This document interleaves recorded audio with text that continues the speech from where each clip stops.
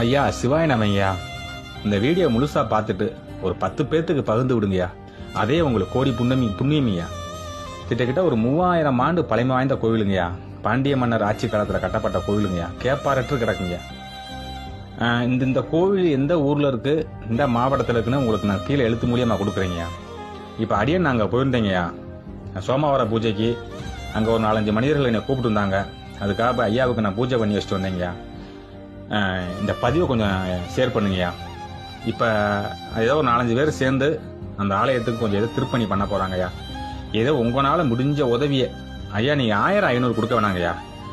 அந்த அவங்களோட ஜிபே நம்பரை தரேங்கய்யா.